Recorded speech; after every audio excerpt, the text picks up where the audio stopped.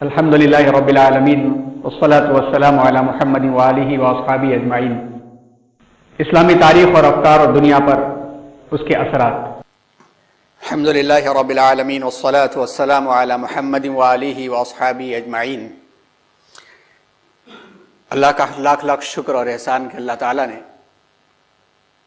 اپنے حبیب اپنے آخری نبی جناب محمد رسول اللہ صلی اللہ علیہ وسلم کی نسبت سے ہم سب کو یہاں پر جمع کر کے ان کا تذکرہ سننے اور ان تذکروں سے اپنے لیے نصیحت حاصل کرنے کا اللہ نے موقع دیا ہے۔ بہت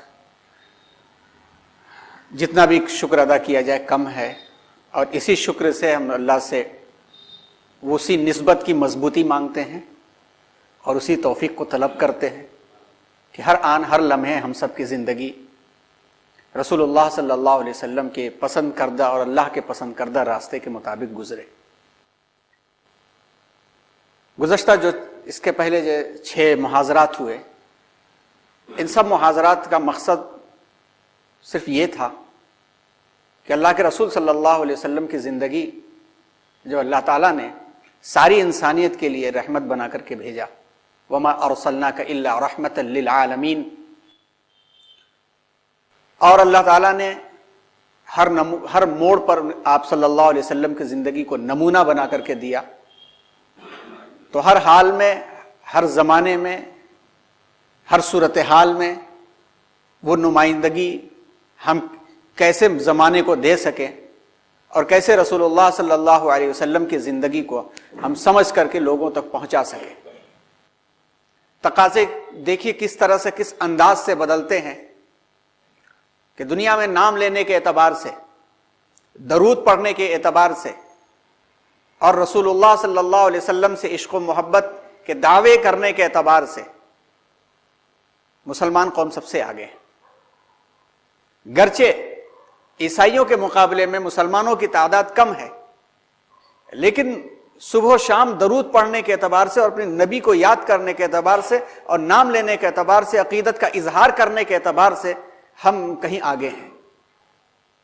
مگر اب فرق آپ محسوس کر لیں، فرق صاف محسوس یہ ہو جائے گا کہ جس وقت رسول اللہ صلی اللہ علیہ وسلم کی ولادت باسعادت کا مہینہ تھا 12 ربیع الاول، اس وقت جس قسم کے میسیجز ہمارے درمیان میں ہمارے اپنوں کی طرف سے فارورڈ ہو رہے تھے، اسے آپ کے موبائل میں ہو تو اسے نکال کر رکھیں، اور اس وقت 25 دسمبر کے عنوان سے، اور آج جانتے ہیں کہ آج 25 دسمبر ہے اور سو کالڈ عیسائی دنیا حضرت عیسیٰ علیہ السلام کا یوم ولادت مناتی ہے، جبکہ اس کے اندر بھی تاریخی بیک لاگس بہت سارے ہیں کہ کانسٹینٹینوپول کے زمانے سے یہ شروعات ہوئی اور 5ویں صدی میں جا کر کے یہ ڈیٹ طے ہوئی، اس کی بھی ایک ہسٹری ہے، ہمیں اس سے مطلب نہیں۔ لیکن جس انداز سے وہ دنیا اپنے ماننے والے اپنے نبی کو، جن کو ماننے کا طریقہ الگ ہے کہ حضرت عیسیٰ علیہ السلام اللہ کے نبی ہیں، پیغمبر ہیں، مگر وہ اللہ کا بیٹا سمجھ کر کے جس انداز سے مناتے ہیں، اس انداز سے میسیجز بنا کے فارورڈ کیے جا رہے ہیں کہ ہمارے اپنے لوگوں کے درمیان سے بھی بہت سارے مثبت رویے سامنے آ رہے ہیں۔ ان دونوں رویوں کو دیکھا جائے تو سمجھ میں آ جائے گا کہ ہم نے اپنی نبی کی لیڈرشپ کو کتنا لیا ہے اور دوسروں کی لیڈرشپ کو ہم کتنا لے رہے ہیں۔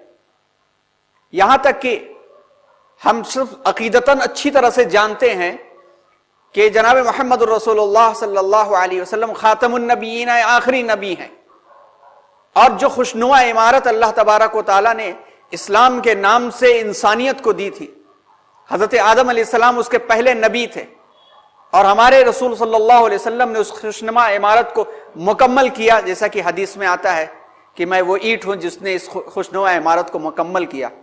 تو سارے نبی ہمارے عقیدے میں ہیں، لیکن خاتم النبیین صلی اللہ علیہ وسلم کی شخصیت ہمارے لیے ہر طرح کا نمونہ ہے اور آئیڈیل ہے کہ اگر ان کی زندگی میں، اگر ان کے بعد بھی کسی کو نبی کو اگر آنا ہے تو وہ امتی بن کر کے آنے والا ہے اور نبی بن کر کے آنے والا نہیں ہے، جیسا کہ حضرت عیسیٰ علیہ السلام کے بارے میں ہے۔ تو ان محاضرات کا مقصد یہ ہے کہ ہم اپنے نبی کی شخصیت کو اس انداز سے دیکھیں کہ اللہ تعالیٰ نے نبی کی زندگی کو عام انسانوں کی طرح سے مکمل کروایا، نہ تو ان کی امت پہ مصیبتوں کے وقت میں دسترخوان نازل کیے گئے۔ شیب ابی طالب کا 3 سال دیکھیے، جس طرح سے تڑپ تڑپ کر کے بعض بچوں نے جان دے دی، غذا کی کمی کے سبب کتنے فربہ جسم والے دبلے ہو گئے، درختوں کے پتے چبائے گئے، جانوروں کی کھالیں کھائی گئی ہیں اور چھال پیس پیس کر کے پی گئی۔ ایسی صورتحال تو قوم بنی اسرائیل کے پاس بھی نہیں تھی، قوم بنی اسرائیل کے پاس بھی ایسی صورتحال نہیں تھی، لیکن من و سلوہ نازل ہوا۔ حضرت عیسیٰ علیہ السلام کے ایک مطالبے پر آسمان سے دسترخوان نازل ہو گیا، لیکن اللہ تعالیٰ نے اپنے آخری نبی کو آنے والی تمام انسانیت کے لیے نبی بنایا تھا، اور تمام نبیوں کی تمام قومیں ان کی امت ہیں، تو انسانی مزاج کے اعتبار سے نبی ان کی قوم کو رکھا گیا۔ یہ مثالیں پہلے آ چکی۔ تو ہم نبی کو عام انسان کی شخصیت کے طور پر ایک قائد اور لیڈر، اپنے آپ کا قائد اور لیڈر جب تک ہم سمجھیں گے نہیں، ہم کاپی نہیں کر پائیں گے۔ اسی وجہ سے پچھلے موضوعات میں مکی زندگی سے سبق، مدنی زندگی سے سبق، اور یہ اسباق جو پیش کیے گئے اسی کا ایک یہ اختتامی مرحلہ ہے۔ اختتامی مرحلے سے مطلب یہ ہے کہ یہ چیپٹر پورا ہو کر کے اب رسول اللہ صلی اللہ علیہ وسلم کی زندگی کے دوسرے پہلوؤں سے سبق لینے کا چیپٹر شروع ہوگا، جس میں آداب ہیں، جس میں آپ کے طب ہے، آپ کی حکمتیں ہیں، وہ چیپٹر شروع ہوگا۔ آج کا جو عنوان اسی سے جڑا ہوا ایک تکملے کے طور پر، ایک خلاصے کے طور پر کہ رسول اللہ صلی اللہ علیہ وسلم کے قائدانہ اوصاف درس ہیں رہبری کے لیے، ہمارے لیے لیسن ہے، ہمارے لیے سبق ہے۔ آئیے اسی جذبے کے ساتھ سمجھیں، اسی جذبے کے ساتھ دیکھیں کہ آپ صلی اللہ علیہ وسلم نے اپنی تمام عظمتوں کے باوجود کس طرح سے عام انسانوں کی طرح عام لوگوں کے ساتھ رہ کر کے انسانیت کی تربیت کی، اور ہر موڑ اور ہر سطح کے لوگوں کے لیے آپ یکساں طور پر قائد اور رہبر اور رہنما ثابت ہوئے۔ ہم اور آپ کیا آپ کی قائدانہ صفات بیان کر سکتے ہیں؟ قائدانہ صفات تو اللہ نے بیان کی، اور جو اللہ نے قائدانہ صفات بیان کی، بس اسی میں سے تھوڑا سا حصہ ہم لینے کی کوشش کریں، وہ اخلاق اپنے اوپر لانے کی کوشش کریں، تو ہماری اپنی کامیابی کے لیے بھی اور ہماری اپنی کامرانی، دنیاوی کامرانی کے لیے بھی کافی ثابت ہوگا۔ سورہ والقلم، سورہ نون، اللہ تبارک و تعالیٰ نے وَإِنَّكَ لَعَلَىٰ خُلُقٍ عَظِيمٍ کہہ کر کے آپ کی تعریف بیان کی کہ قیادت اور لیڈرشپ جس کو کہتے ہیں، قیادت اور لیڈرشپ کا جو پیک پوائنٹ ہوتا ہے وہ یہ ہوتا ہے کہ ہائیسٹ لیول سے لے کر کے لوویسٹ لیول تک اخلاق اور کردار یکساں رہے، اور ایسی شخصیت آپ تاریخ میں تلاش کر کے دے دیجئے، نہیں ملے گی، نہیں ملے گی۔ کتنی بھی بڑی شخصیات جنہوں نے دنیا میں انقلاب برپا کر دیا ہے، ان کی زندگی نیچے سے لے کے اوپر تک ایک سطح کی آپ کو نظر نہیں آئے گی، غم کی حالت میں ہو یا خوشی کی حالت میں ہو، شکستگی کی حالت میں ہو یا فتح کی حالت میں ہو، سارے حالات میں لیڈرشپ کی یہ کوالٹی اخلاق اور کردار کی جو ہے وہ یکساں طور پر نظر آتی ہے۔ ابو جہل کے سامنے ہو، ابو جہل گالیاں بک رہا ہو، ابو لہب اور اس کی بیوی برا بھلا کہہ رہی ہو، اس وقت بھی تواضع کا جو مزاج تھا، جو رحم دلی کا جو انداز تھا، وہی انداز آپ کو فتح مکہ میں فاتحانہ داخلے کے وقت ملے گا۔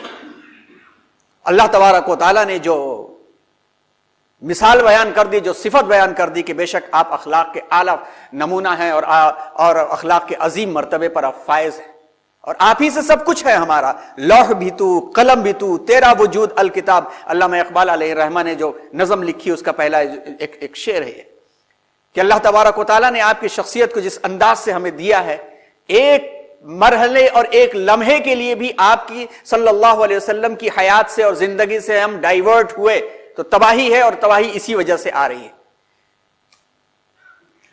اور حافظ شیرازی نے تو جو بات کہہ دی اسی بات کو تو انتہا میں اور ابتدا میں ہی پیش کیا جاتا ہے، یا صاحب الجمال یا سید البشر من وجهك المنیر لقد نور القمر لا يمكن الثناء كما كان حقه بعد خدا بزرگ تو یہ قصہ مختصر۔ ان چاروں مصروں میں 3 مصرے عربی کے ہیں اور آخری مصرع فارسی کا ہے۔ یا صاحب الجمال و یا سید البشر، اے حسن والے، اے انسانوں کے سردار، من وجهك المنیر لقد نور القمر، آپ کے رخ روشن سے تو چاند چمک اٹھا۔ لا يمكن الثناء كما كان حقه، آپ کی ثنا جو آپ کا حق ہے ادا کرنا ممکن نہیں، بس بات اتنی سی ہے، بس اتنا ہی ہم کہہ سکتے ہیں، قصہ مختصر کہ بعدس خدا بزرگ تو یہ قصہ مختصر۔ قصہ مختصر یہ کہ خدا کے بعد آپ ہی بزرگ ہیں، آپ ہی کا مرتبہ ہے، تو ہم اور ہما اور شما آپ کی قیادت کے اوصاف کیا گنا سکیں گے؟ کامیابی بس یہ ہے کہ اس کو اپنی زندگی میں لا لیں، بس کامیاب ہو جائیں گے۔ اللہ کرے کہ وہ چیزیں ہمارے اندر آ جائیں۔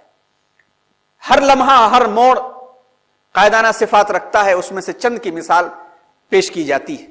عظمت کا اعلیٰ ترین مقام آپ غور کیجئے، جو سیرت کے واقعات آپ نے پڑھے ہیں، جو دروس آپ نے اٹینڈ کیے ہیں، شامل ہوئے ہیں، ایک ایسی شخصیت جو صرف یتیم ہی نہیں، یتیم در یتیم، یتیمی کے لیے تو بس اتنا ہی کافی ہوتا ہے کہ باپ نہیں ہے تو یتیم کہا جاتا ہے بچہ۔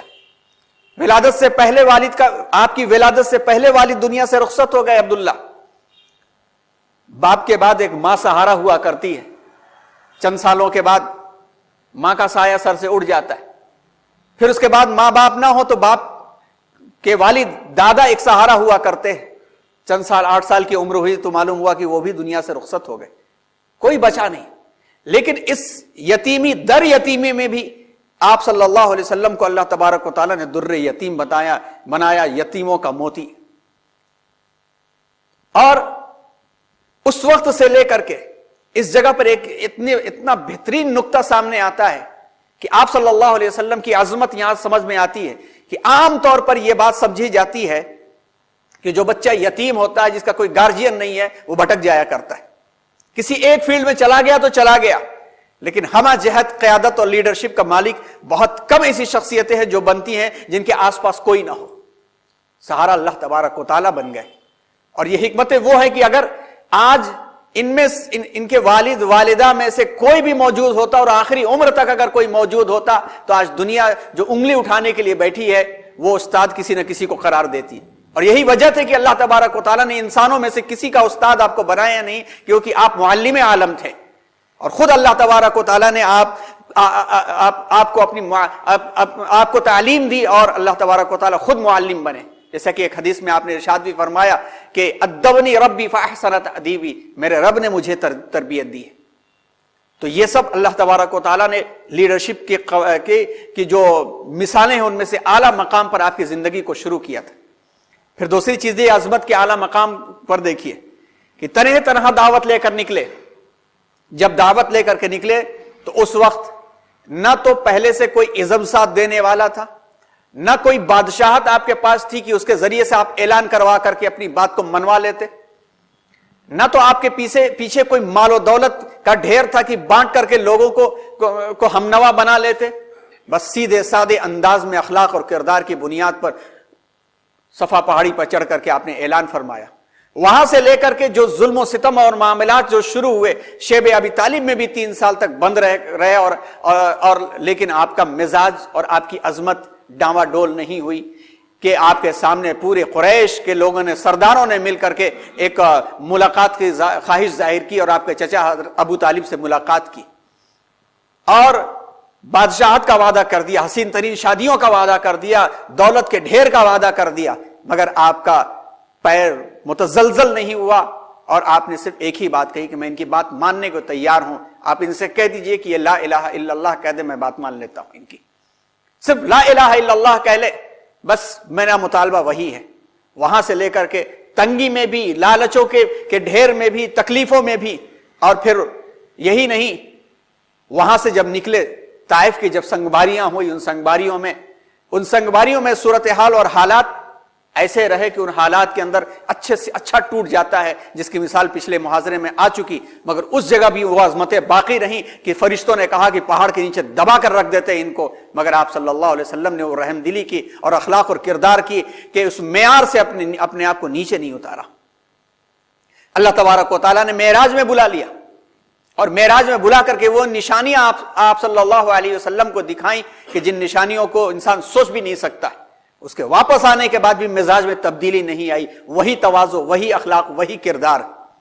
اور پھر آگے بڑھتے ہوئے آپ دیکھیے کہ عظمت کا مقام کہاں کہاں کس انداز سے رہتا ہے۔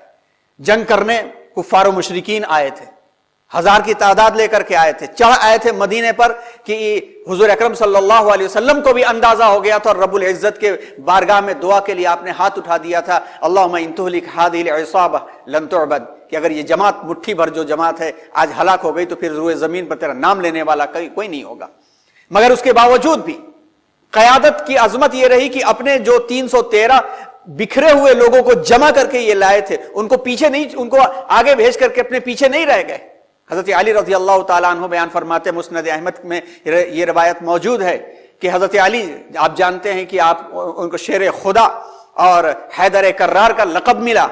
حضرت علی فرماتے ہیں کہ حضور اکرم صلی اللہ علیہ وسلم آگے بڑھ بڑھ کر کے اس طرح مقابلہ کر رہے تھے کہ ہم سب ان کے پیچھے چھپے چلے جا رہے تھے. وہاں بھی اپنی عظمت. اور پھر جنگ مشرکین ہارے.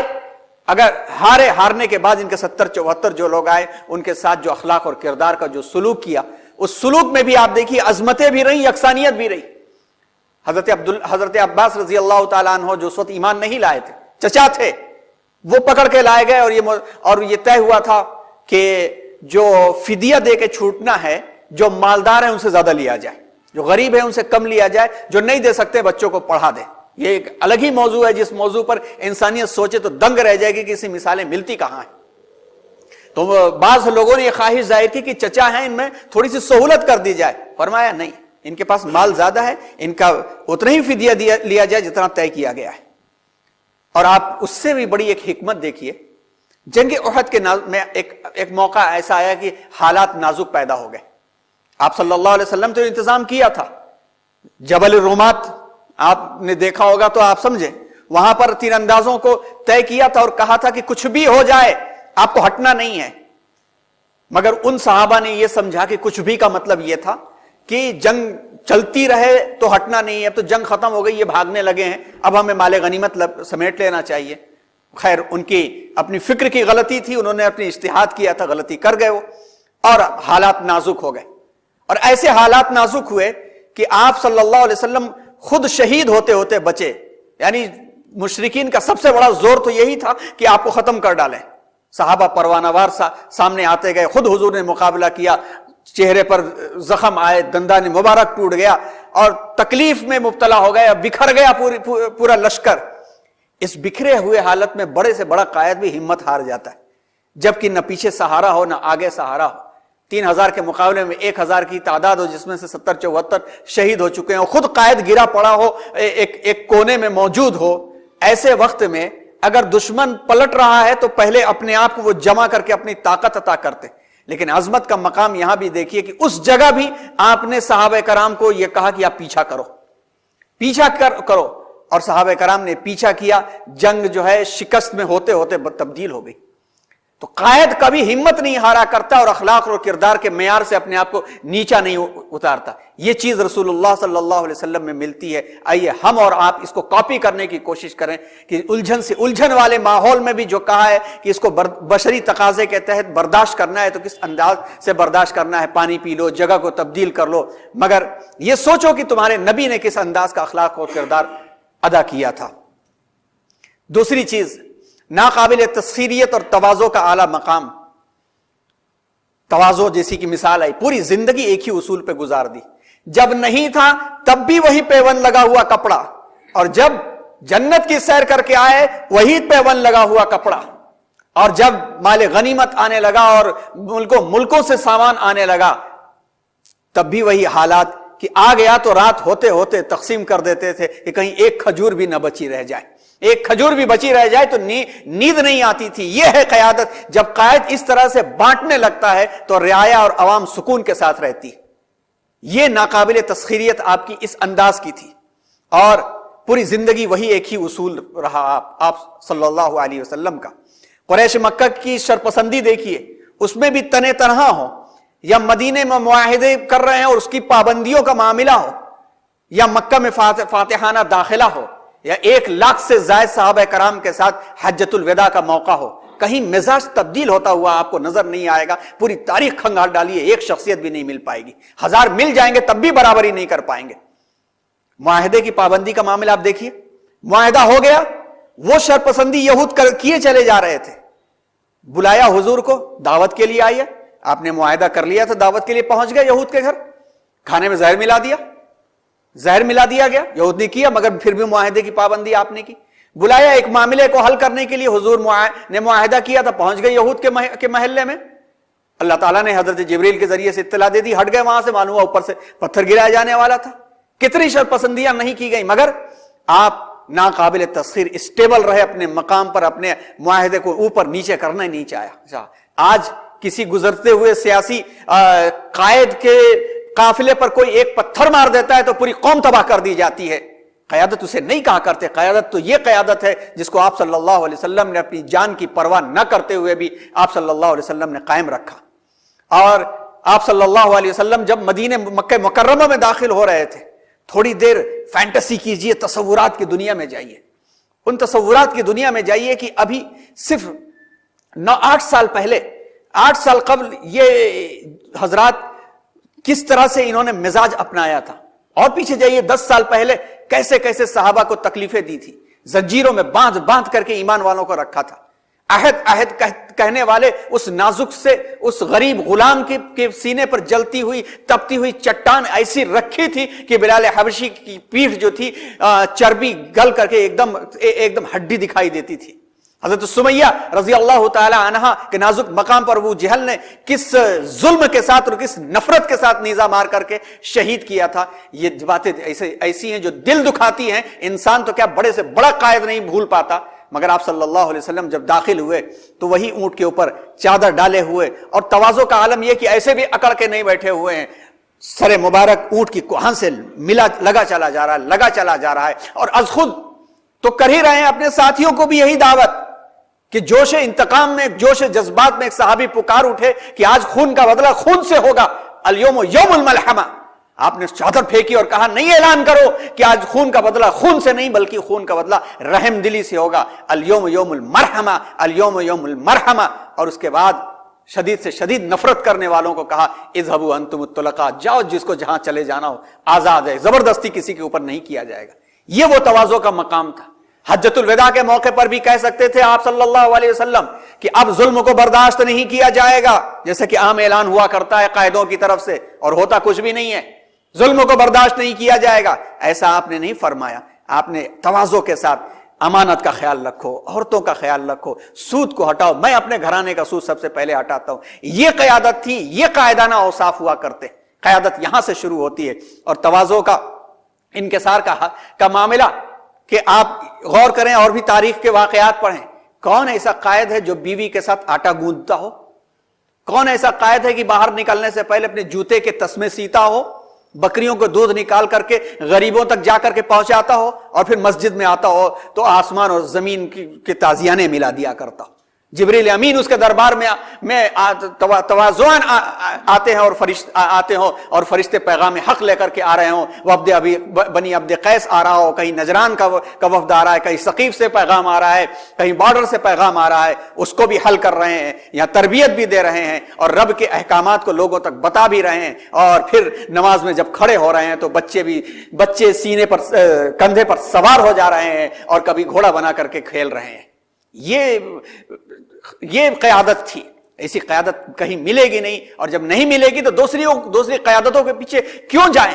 ہم شخصیات کا نام لیتے ہیں، یقیناً شخصیات سے ہمیں عقیدت ہے، ہمیں ان کی تحریروں سے استفادہ کرنا ہے، ان کی شخصیتوں سے استفادہ کرنا ہے، لیکن تمام تحریریں اسی شخصیت کی تفسیریں ہیں، اور وہ شخصیت قلمی شکل میں ہر جگہ زندہ موجود ہے. اگر اسے ہم کاپی کرنا چاہیں تو آپ صلی اللہ علیہ وسلم کی شخصیت کرنا ہی چاہیے، اس کے علاوہ کوئی چارہ نہیں. اور یہ جو بکھراؤ اس وجہ سے کہ ہم نے قیادت کسی اور سے لے لی ہے، بلکہ اس سے بڑھ کر کے معاملہ یہ ہے جیسا کہ سورہ جاسیہ کے اندر اللہ تعالیٰ نے فرمایا کہ افرائیت من اتخذ الہہ ہوا، خواہشوں کی غلامی کو ہم نے اپنی قیادت تسلیم کر لیا، اپنا قائد تسلیم کر لیا ہے. یہ بکھراؤ ہوتا چلا جا رہا ہے. اس کے علاوہ دیکھیے قیادت کی جو سب سے بہترین مثالوں میں سے ایک مثال ہوتی ہے کہ صلاحیتوں کا بہترین استعمال.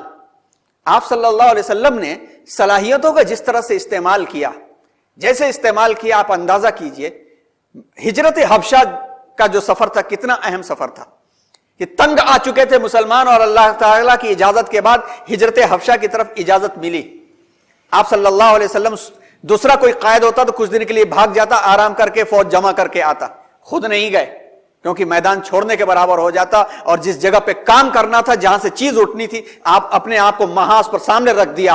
آپ نے اپنے آپ کو سامنے رکھ دیا اور ساتھیوں کو بھیجا. لیکن ان کو بھیجنے میں بھی آپ دیکھیے کہ حضرت ابو بکر کو نہیں بھیجا، حضرت عمر کو نہیں بھیجا، حضرت علی کو نہیں بھیجا، رضوان اللہ علیہم اجمعین. دو لوگوں کو قیادت کے لیے بھیجا گیا. ایک تو حضرت عثمان رضی اللہ تعالیٰ عنہ جو عمر والے تھے، جو جتھے کو سنبھال سکتے تھے، مال والے تھے جو سنبھال سکتے تھے، اور جو دوسرے حضرت جعفر ابن ابی طالب جو حضرت علی رضی اللہ تعالیٰ عنہ کے بھائی تھے، بولنے میں بے تکلف بر وقت بولا کرتے تھے، جن کا لقب بعد میں طیار پڑ گیا۔ طیار اس لیے پڑ گیا کہ جنت میں ان کی روح پرندے کی شکل میں اڑ رہی ہے، تو ان کا لقب طیار پڑ گیا۔ حضرت جعفر نے جا کر کے واقعی وہ کردار ادا کیا جس کردار کے لیے جانے جاتے تھے۔ جب قریش مکہ نے ان کے پیچھے پیچھے وفد بھیجا اور نجاشی بادشاہ جو عیسائی بادشاہ تھا اس کو بھٹکانے کی کوشش کی، اور نجاشی نے ان کو بلوا لیا، اس وقت اگر رائٹ انٹرپریٹیشن نہ ہوتا، مناسب نمائندگی نہ ہوتی، تو مسلمانوں کی حالت بہت بدتر ہو جاتی۔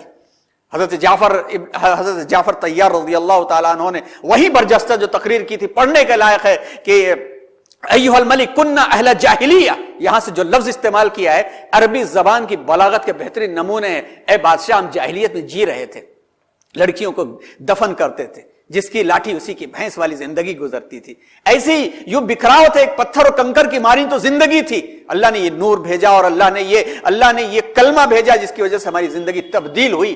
اور پھر حضرت جعفر نے حضرت عیسیٰ علیہ السلام کی جو تصویر کشی کی سورہ مریم کی روشنی میں، تو نجاشی رونے لگا، یہاں تک کہ روایتوں میں بات آتی ہے کہ داڑھی تر ہو گئی اور اس نے تنکا اٹھا کے ایک لکیر کھینچی کہ جو تم نے کہا ہے اس سے ایک تنکا بھی آگے عیسیٰ علیہ السلام کی شخصیت نہیں۔ تو صلاحیتوں کا پہچان۔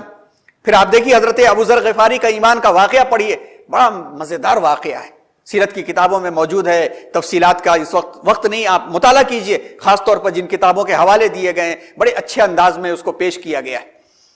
حضرت ابو ذر غفاری رضی اللہ تعالیٰ عنہ اپنے قبیلے سے مکہ مکرمہ آئے اور حضور کو پہچانتے نہیں تھے، کسی کو جانتے نہیں تھے، اور آپ رضی اللہ تعالیٰ عنہ نے یہ سوچا کہ اگر بتائیں گے تو مکے والے ظلم کرنے لگیں گے۔ خیر کسی طرح پہنچ ہوئی اور آپ نے ایمان قبول کیا اور اجازت چاہی کہ خانہ کعبہ میں اعلان کر دیں گے۔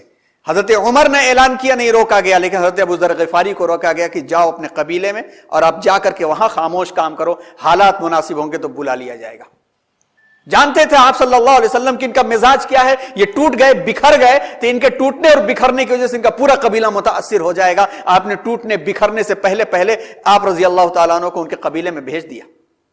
ہجرت مدینہ آپ دیکھیے، ہجرت مدینہ کے وقت میں حضرت علی رضی اللہ تعالیٰ عنہ کو بستر پر سلایا، مضبوط کو سلانا چاہیے تھا نا، حضرت حمزہ کو سلانا چاہیے تھا، حضرت حمزہ کی طاقت ایسی تھی کہ کوئی ہمت نہ کرتا، یا حضرت عمر رضی اللہ تعالیٰ عنہ کو، مگر آپ صلی اللہ علیہ وسلم نے اس معاملے کے لیے اپنے گھر کے آدمی کو داؤ پہ لگایا کہ اگر جان جائے تو ہمارے گھر کے لوگ کی کسی کی جائے۔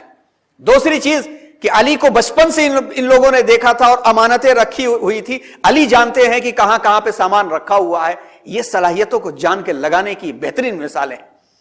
پھر آپ دیکھیے حضرت ابو بکر صدیق رضی اللہ تعالیٰ عنہ کو مدینہ کی ہجرت کے راستے میں آپ نے ساتھ لیا۔ حضرت ابو بکر صدیق رضی اللہ تعالیٰ عنہ مطالبہ کرتے تھے ہجرت میں کر جاؤں، روکے رکھا اپنے ساتھ لے لیا تاکہ راستے بھر لوگ دیکھ دیں کہ ان کا ساتھی کون ہے۔ مدینہ جب پہنچے تو حضور کے نبی کے ساتھ دیکھ لے کہ ان کا ساتھ رہنے والے کون ہیں، کیوں کسی مدینے سے موافقت ملی ہے اور اسی مدینے سے اسلام کو آگے بڑھنا ہے، تو کل کو چل کر کے نمائندہ کسی کو پانا ہے، تو فطری طور پر حضرت ابوبکر صدیق کی رضی اللہ تعالیٰ عنہ کی طرف سب کی نظریں جائیں گی۔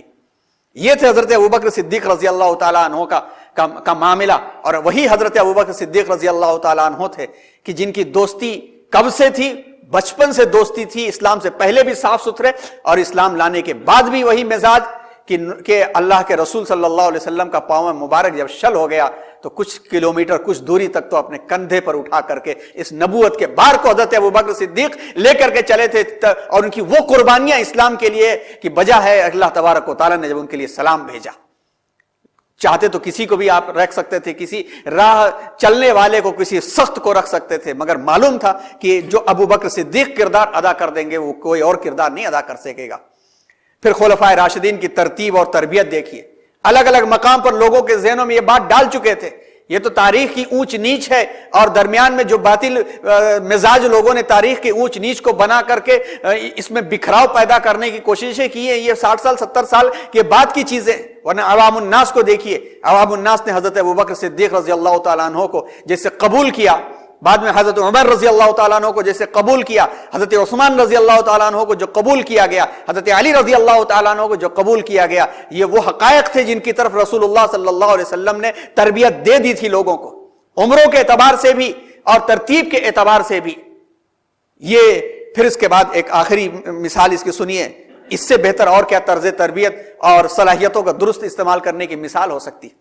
حضرت جلیبیب یا حلیبیب بھی ان کا نام ملتا ہے، یہ وہی صحابی ہیں، نوجوان ہیں جو بڑے آزاد مزاج مسلمان تھے، آزاد مزاج نوجوان مسلمان تھے کہ چلتے چلتے لڑکیوں کو چھیڑا کرتے تھے، اتنا پریشان تھے لوگ کہ کہا کرتے تھے کہ اس کو کہو کہ میرے محلے سے نہ گزرے ورنہ کچھ میں اس کو مار پیٹ دوں گا۔ ماں باپ اس طرح سے پریشان ہوتے تھے اور اسی پریشانی کے حالت میں سچے تھے، اکڑ تھے، مزاج آزادانہ تھا، پہنچ گئے مسجد نبوی میں، دربار نبی صلی اللہ علیہ وسلم کے دربار میں، زنا کی اجازت دیجیے، زنا کی اجازت دیجیے مسجد میں، اور مدینے کا ماحول ہے، زنا کی اجازت دیجیے۔ اور ظاہر سی بات ہے کہ اگر کوئی اور قائد ہوتا اس کے ماننے والے ہی کہیں نہ کہیں ٹھکانے لگا دیتے۔ حضور نے کہا رک جاؤ، اس کو کچھ مت کو آنے دو میرے پاس، آؤ، بٹھایا، اس کی نفسیات کو کھنگالا، اس کی سائیکالوجی کو تلاش کیا، اور اس کی سائیکالوجی کو تلاش کے کہا ٹھیک ہے میں اجازت تو دے سکتا ہوں، تم پسند کرو گے تمہاری ماں کے ساتھ بھی کوئی کرے ایسا، بہن کے ساتھ بھی کوئی کرے۔ نفسیاتی جذبات کو ابھار کر کے آپ نے تربیت کی، اور اس کو سمجھ میں یہ بات آ گئی، حالانکہ یہ کامن بات تھی، مگر نفسیاتی جذبات کو ابھار کر کے آپ صلی اللہ علیہ وسلم نے اس کی تربیت کی، اور تربیت کے بعد بھی اتنا زیادہ ان کا مزاج پہلے جو خراب تھا اس سے اتنا لوگ ڈرے ہوئے تھے کہ اپنی لڑکیاں دینا پسند نہیں کرتے تھے۔ چنانچہ جب ان کی تربیت ہو گئی تو حضور صلی اللہ علیہ وسلم نے ان کا رشتہ بھیجا ایک گھر میں۔ حضور نے کہا میں نسبت بھیجتا ہوں اپنی طرف سے۔ صحابی نے کہا کہ کس کے لیے؟ اپنے لیے؟ کہا نہیں اپنے لیے نہیں، ایک نوجوان کے لیے۔ اپنی اہلیہ سے جا کر کے انہوں نے مشورہ کیا کہ مشورہ کر کے ہم بتاتے۔ انہوں نے پوچھا کس کے لیے؟ خود حضور کے لیے ہے یا کسی اور کے لیے؟ کہا کسی ایک اور کے لیے۔ کس کے لیے؟ کہا وہ جلیبیب کے لیے۔ کہا نہ بابا نہ، اس سے شادی نہیں کر سکتے اپنی لڑکی کی، جبکہ تربیت ہو چکی تھی حضور کی طرف سے۔ لیکن جب ماحول بنتا ہے تو سب قربانیاں دیتے ہیں۔ جب یہ پلٹ رہے تھے منع کرنے کے لیے تو لڑکی نے کہا ابا ذرا ادھر سنیے، رشتہ کس نے بھیجا ہے؟ کہا رسول نے بھیجا ہے۔ جب رسول نے بھیجا ہے رشتہ تو کس کا بھیجا ہے مجھے اس کی پرواہ نہیں، جائیے کہیے کہ میں تیار ہوں شادی کرنے کے لیے۔ اور آپ صلی اللہ علیہ وسلم نے ایسے نوجوان کی شادی کروائی جس نوجوان کو اپنی کوئی لڑکی دینا نہیں چاہتا تھا، اور اس نوجوان کی شادی کرا کر کے ایک مزاج بنا دیا کہ اگر یوں ہی چھوڑ دیتے تو چند دنوں کے بعد پھر وہی مطالبہ کرتا ہو۔ بھائی اس کی نیچر ایسی تھی، اس کی فطرت ایسی تھی، لیکن آپ صلی اللہ علیہ وسلم نے نہ صرف تربیت کیا بلکہ اس کے لیے صحیح راہ فراہم کی، اور اپنے کھڑے ہو کر کے اپنے آپ کو وکیل بنا کر کے رشتہ کروایا، اور پھر یہی آگے بڑھے تو ایک غزوے کے اندر کامیابی ملی۔ کامیابی ملنے کے بعد حضور نے فرمایا بھائی تلاش کرو کتنے لوگ شہید ہوئے، تو معلوم ہوا کہ اتنے لوگ ہوئے۔ کہا نہیں ایک کوئی اور نظر نہیں آ رہا ہے ہمیں، تو کون نے؟ حضور نے فرمایا کہ دیکھو جلیبیب نظر نہیں آ رہا ہے۔ یعنی آپ نے یہاں سے لے کے وہاں تک خیال رکھا، شادی کے بعد بھی نہیں چھوڑا کہ اسے آزاد اس کو چھوڑ دے۔ اگر نعوذ باللہ ہم جیسے لوگوں کے پاس کوئی نوجوان آ کے کہہ دیا کہ میں نے زنا کر دیا تو ہم ایسی نفرتیں کرتے جیسے لگتا ہے کہ بس کسی گھنونی چیز کے پاس آ گئے۔ حضرت ماعز کا واقعہ کتنا بڑی مثال، خیر اس واقعے کو پورا کر لیں پھر وہ واقعہ آپ سناتے ہیں۔ حضرت جلیبیب کو یاد رکھا اور کہا جاؤ تلاشو۔ پتہ یہ چلا کہ 7 لوگوں کے اندر دبے ہوئے ہیں، 7 کو مار کر کے خود شہید ہوئے ہیں۔ وہ ماعز اسلمی کا واقعہ، مزاج بن چکا تھا اپنے آپ کو صاف و پاک کرنے کا۔ ماعز اسلمی آئے اور کہنے لگے حضور پاک کر دیجئے مجھے۔ حضور نے کہا جاؤ جاؤ بھاگو جاؤ یہاں سے۔ کہا نہیں حضور مجھے پاک کر دیجئے۔ پھر بھیج دیا، پھر واپس آئے حضور مجھے پاک کر دیجئے۔ 4 مرتبہ جب آئے تب حضور نے کہا کس چیز سے میں پاک کر دوں؟ کہا زنا ہو گئی، زنا ہو گئی، مجھے پاک کر دیجئے۔ تب حضور صلی اللہ علیہ وسلم نے رجم ان کے اوپر جاری کیا، اور جاری کرتے ہوئے جب چھیٹا کسی صحابی کے کپڑے پر پڑا اور انہوں نے غصے میں آ کے کچھ غلط لفظ استعمال کیے اس کے لیے، تو حضور نے فرمایا نہیں بابا نہیں، مت بولو اس کو، اس نے جیسی توبہ کی ہے کہ مدینے کو کے لوگوں کو بانٹ دیا جائے تو سب کی مغفرت کے لیے کافی ہو جائے گا۔ اور خود کھڑے ہو کر کے حضور صلی اللہ علیہ وسلم نے اس کی نماز جنازہ پڑھائی۔ آج کی سوسائٹی میں، آج تو خیر سب کا آوائیں کا آوائی خراب ہے، لیکن کوئی کسی سوسائٹی میں، کسی اچھی سوسائٹی میں کوئی گناہ ہو جاتا ہے تو پورے خاندان کو لوگ لپیٹ دیتے ہیں، یہاں تک کہ اس کی پھوپھی کے چچا نے فلاں جگہ بھاگ کے شادی کر لیا تھا تو اپنی لڑکیاں یہاں نہیں دے سکتے۔ یہ وہ ہے جو اپنی خواہشات کی غلامی کو، اپنی خواہشات کو اپنے خدا بنا رکھا ہے، رسول کی سنتوں کو نہیں دیکھا کہ آپ نے کیسے کیسے لوگوں کی تربیت کی ہے۔ پھر آپ کی معصومیت اور ہر دل عزیزی آپ دیکھیے، جان کے دشمن مکے والے تھے کہ نہیں ہے؟ کوئی مثال مل سکتی ہے تاریخ میں کہ تلوار لیے ہوئے کھڑے ہیں، جب دیکھو تب گالیاں دے رہے ہیں، پتھر مار رہے ہیں، اونٹ کی اوجھڑیاں ڈال رہے ہیں، گلے میں چادر ڈال کر کے گھسیٹ رہے ہیں، مار ڈالنا چاہتے ہیں، مگر مال و دولت کس کے پاس رکھ رہے ہیں؟ انہی کے پاس رکھ رہے ہیں۔ کیوں؟ یہی صادق ہے، یہی امین ہے، اس کے ساتھ اس کے پاس خیانت نہیں ہو سکتی۔ اس سے بڑی مثال مل ہی نہیں سکتی ہے، مل ہی نہیں سکتی ہے، مل نہیں سکتی۔ سر ولیم میور، مسلمان کیا کتنے مغربی مفکرین نے اپنی تمام تر قدرت کے باوجود بھی جو اعتراف کیا ہے، فضل اسے کہتے ہیں کہ جب غیر اعتراف کرنے لگے۔ سر ولیم میور لکھتے ہیں کہ محمد بریکٹ میں ہم سب کہتے ہیں صلی اللہ علیہ وسلم ممتاز شخصیت اور نیکی کا نمونہ تھے۔ انہوں نے عمر بھر کوئی ایسا کام نہیں کیا جس سے کسی شریف انسان کی طبیعت نفرت کرتی ہو۔ مائیکل ہارٹ، جب اس نے 100 گریٹ پیپلز کے نام سے جو کتاب لکھی، اس میں پہلے نمبر پر جب حضور صلی اللہ علیہ وسلم کا نام رکھا تو کتنی مخالفت کا سامنا کرنا پڑا، مگر اس نے وضاحت کی کہ محمد صلی اللہ علیہ وسلم تاریخ کی واحد ہستی ہیں جو مذہبی دنیاوی دونوں محاذ پر کامیاب رہے۔ آپ صلی اللہ علیہ وسلم نے دنیا کی عظیم مذاہب میں سے ایک کی بنیاد رکھی اور اسے پھیلایا۔ آپ ایک انتہائی مؤثر رہنما ثابت ہوئے۔ آج 1300 برس گزرنے کے باوجود ان کے اثرات انسانوں پر ہنوز مسلم اور گہرے ہیں اور رہیں گے، کیونکہ اس کے بغیر چارہ نہیں ہے۔ آج کی جو صورتحال ہے، اس صورتحال کے اندر جو کچھ بھی ہے وہ سب انہی کا دیا ہوا ہے، اور جب تک ہم ان کے زیر سایہ تلے، ان کے نقش قدم پر زندگی گزارتے رہیں گے، کوئی بال بیکا نہیں کر سکتا ہے۔ بلال کا عہد کہنا، ابو بکر کا وارے نعرے جانا، اپنی جان کو قربان کرنے کا، سمیہ کا جام شہادت پیش کرنا، اور خبیب جن کو مشرکین نے پکڑ لیا، مکے لے جا کر کے باندھ دیا اور انگارے سے داغتے تھے، ان کو انگارے سے داغتے تھے، بچے تالیاں بجاتے تھے، میلے لگائے جاتے تھے ان کو عذاب دینے کے، کئی دن میں کر کے مارا، اور جب داغتے تھے اور آ کے سوال کرتے تھے، اب تو لگ رہا ہوگا تم کو کہ کاش تمہاری جگہ تمہارا محمد ہوتا۔ خبردار بولنا نہیں، میرے جسم کے ٹکڑے ٹکڑے کر دیا جائے، میں ہرگز پسند نہیں کروں گا کہ میرے آقا کے تلووں میں کانٹا چبھے۔ یہ محبت تھی، یہ محبت تھی جس پر جان قربان کر دی گئی۔ آج محبتوں کے دعوے کے ساتھ ہم اپنے فنکشنز کو بھی نہیں قربان کرتے، اپنی شادی بیاہ کے اندر بھی کنارے لگا دیا کرتے ہیں چیزیں، اپنے جذبات کے سامنے نبی کی شخصیت کو کنارے۔ تو سمجھ میں آتا ہے کہ سورہ جاسیہ میں جو کہا گیا ہے کہ ہم نے اپنی خواہشوں کو خدا بنا لیا ہے، جب خواہشوں کو خدا بنا لیا ہے تو پھر نبی سے بھی مطلب نہیں اور اللہ سے بھی مطلب نہیں۔ اللہ تعالیٰ نے سخت عذاب کا جو وعدہ کیا ہے، اور سورہ جاسیہ پڑھی، اسی پر خطبہ بھی آج کا تھا، اس میں اللہ نے کہا کہ جب یہ معاملہ ہو جائے گا تو کان بند کر دیے جائیں گے، دلوں پہ تالے ڈال دیے جائیں گے، آنکھوں پہ پردے ڈال دیے جائیں گے، اور جس کے تینوں چیزیں بند ہو گئی ہیں اس کو کوئی چیز بچا نہیں سکتی ہے۔ اللہ تعالیٰ ہم سب کو بچائے، اللہ تعالیٰ ہم سب کو بچائے اور ہم سب کو صحیح توفیق عطا فرمائے۔ احد کی جنگ میں جس طرح سے پروانہ وار صحابہ کرام ٹوٹے پڑے، ارے سب تو سب، عورتیں بھی، ایک خاتون نصیبہ تھی مدینے کی، شوہر مر گیا، بیمار تھی، کمزور تھی، نکلی، پتا چلا کہ حضور شہید ہو گئے، پروانہ وار نکلی، اور نکلی تو پتا چلا کہ شوہر مر گیا، کہا حضور کیسے ہیں؟ بیٹا مر گیا، حضور کیسے ہیں؟ ارے دوسرا بھی مر گیا، حضور کیسے ہیں؟ بھائی زخمی پڑا ہے، دیکھ لو، ارے حضور کیسے ہیں؟ زندہ ہیں۔ تب سکون میں آئی، اور پھر اپنے بھائی اور اپنے بچوں اور اپنے شوہر کی لاش کو دیکھا انہوں نے۔ ہم لوگ کو بچپن میں شروع میں مکتب میں 1 یا 2 مکتب میں تھے، نظم پڑھائی جاتی تھی، اب سمجھ میں آ رہی ہے، یہ جنگ سے آئی خبر مارے گئے خیر البشر، سارا مدینہ تھا غم کدا، کیسا بنا ماتم کدا، خاتون ایک انصار کی مستر تھی جو بیمار تھی، نکلی مکہ سے بے سما، پہنچی وہاں پہ بے گما، یہ نظم پڑھائی جاتی تھی۔ اب سمجھ میں آ رہی ہے کہ اس نظم کا مفہوم کیا تھا۔ یہ محبتیں تھی، یہ تقاضے تھے، شاہ زندہ رہیں تا حشر تابندہ رہیں، یہ مزاج تھا ان لوگوں کا۔ اور کیا ہو سکتی ہے عقیدتیں، اور کیا ہو سکتی ہے قیادت، اور کیا کہا جا سکتا ہے؟ بس اتنا ہی کہا جا سکتا ہے، رفعت الاقلام وجفت الصحف، قلم لکھتے لکھتے ٹوٹ جائیں گے، صحیفوں کی سیاہیاں ختم ہو جائیں گی، اور پھر اللہ جیسا بیان کرتا ہے بس اتنا ہی ہو سکے گا، اس کے علاوہ کچھ اور نہیں ہو سکے گا۔ بس قصہ مختصر یہ ہے کہ بعد از خدا بزرگ توئی، قصہ مختصر، رب کے بعد آپ ہی کا مقام ہے۔ اے اللہ ہم سب کو اپنے نبی کی سنتوں کے مطابق زندگی گزارنے کی توفیق عطا فرما، اور ان کی قیادت کے مطابق ہمیں دنیا کی قیادت کرنے کی توفیق عطا فرما۔ آمین۔ وآخر دعوانا الحمدللہ رب العالمین۔